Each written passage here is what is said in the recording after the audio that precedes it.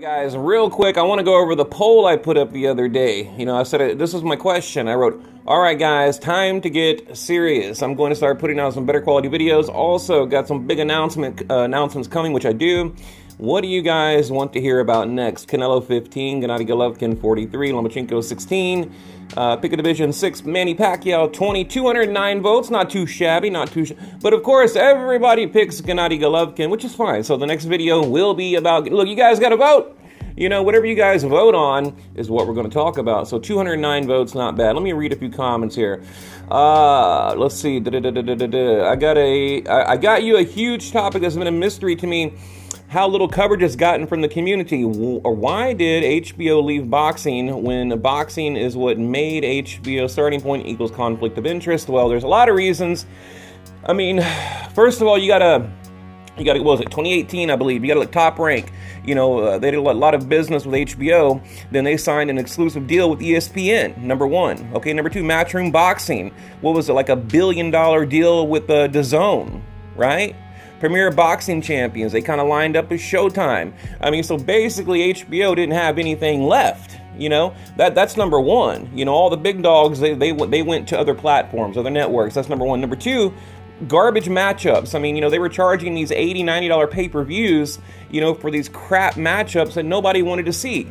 That's the main thing. Also, I would even say, I know it was a joint platform, joint network deal, but the Pacquiao Mayweather fight, I mean, that was probably one of the biggest letdowns in boxing history. And I'm a huge Manny Pacquiao fan. You guys know this, but in my mind, if you came up to me and said, hey, what was the worst fight or the biggest disappointment in the last 10 years? I would say, oh, easy. Mayweather Pacquiao. Just without, I wouldn't even debate it. Like that. That's it, in the conversation, and I think, we got a lot of crossover fans, and a lot of people were very disappointed by that. But of course, DAZN came in, there's a lot of reasons, but mainly, they just, I don't know, they've been in the game, 45 years? I mean, and look, those guys, they could never relive the days, back when they had, George Foreman, Sugar Ray Leonard, Mike Tyson, Holyfield, Oscar De La Hoya even. There's been a lot of big names on the HBO platform, but who did they have? Even Canelo, he was like, remember he was beefing with HBO. There was a lot going on back then, a whole lot. So, it came down to money. They redid the budget, I think, in 2018, and they said, we're not going to, basically we're not going to have any type of boxing budget, but they kind of left the door open. They said, but we will cover major events, meaning we'll continue milking the boxing fans, right? If an opportunity presents itself, yeah, sure, we'll do that, right? We'll take your money at the right time, but, so that's it. I mean, you had biased commentating. I mean, look at the way they built up Andre Ward. I mean, my God, if you go back and I've done it, and in fact, maybe I'll do like a little parody or something, but if you go back and listen to the commentating, this is pound for pound right here. He is the best fighter on the planet. Oh my God, we are witnessing greatness. We are so privileged to be here. Thank you, Andre Ward. It was so ridiculous. I mean, they did the same thing to Gennady Golovkin even, to Lomachenko, whoever.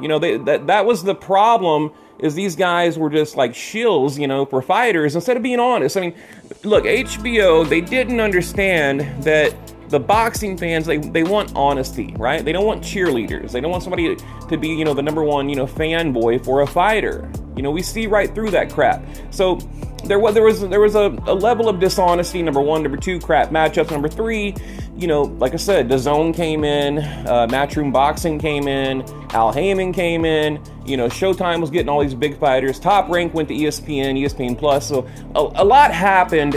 It was the perfect storm, and they just said, okay, we're out. We're out. It's been a good run, but hey, there was some great, just awesome fights on the HBO platform. But that would be my quick answer. I mean, I could go into it further.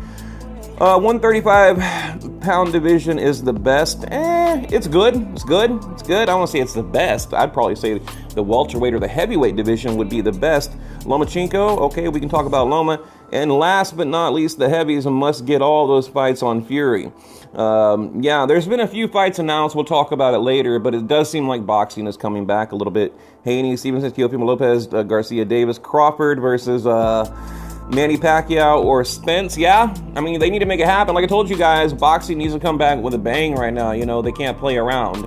And, you know, that's why I was so disappointed in Ryan Garcia acting like a little brat, you know, like a little petulant child. So, you know what I mean? I don't mean to keep just beating that same drum, but that shit really irritated me. Gennady Golovkin and Manny Pacquiao. Look, I think that's like a fun fight to talk about. But look, Gennady Golovkin would catch so much shit if he took that fight. I mean, you think Kell Brook was bad? You think Dominic Wade? You think Vanes Marty Rosen was bad? No. Gennady Golovkin, Manny Pacquiao, he would get annihilated in the media. Like it would just be, it would be just a shitstorm of hate and trolls and, you know, that's why, I mean, it'd be fun to watch, sure. You know, I mean, would it be Margarito Pacquiao? I doubt it. You know, basically you have two fading fighters in there. You know, I mean, and that's a fact. I mean, Pacquiao is still great. Gennady Golovkin is still great. So it would be competitive maybe for a few rounds. And I think, you know, Pacquiao would get Marquez, to be honest. I mean, you know, if you want my early prediction, you know, I think we'd see Pacquiao land on the canvas again and it wouldn't be a pretty sight. I mean, come on, we're talking about Gennady Golovkin, the guy is, you know, knocking out light heavyweights. I mean, Pacquiao, basically he's a blown up light welterweight. You know, and now what is he, 40, 41? I mean, I don't know, guys. It would be a spectacle, right? It would definitely sell tickets. I mean, could you imagine? You know, so, but again, I think it would be a terrible, terrible move for Gennady Golovkin.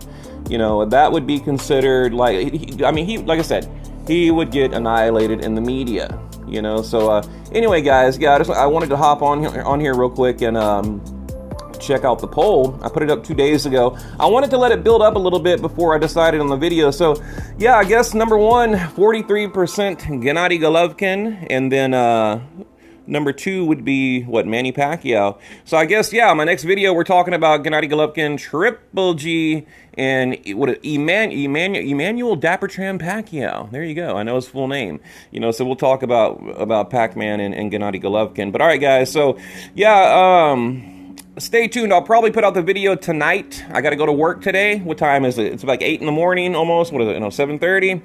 I got to leave here in like an hour. I'll be home about 5. So I'll get the video out this evening. And you guys stay tuned. And by the way, hit that notification bell, sub to the channel, leave a comment below. You guys, look, you guys have a great day. Let me end on a positive message. Sorry, guys. I literally just woke up. I got shit in my eyes. So, yeah, just thank you to everybody out there. Shout out, you know, Southside, Wizard, Gabriel, all you guys. You know who you are. The guys that have been around forever. You know, I greatly appreciate all of you. And the people that are new to the channel, you know, shout out to you guys. So anyway, somebody's texting me. Gotta go, guys.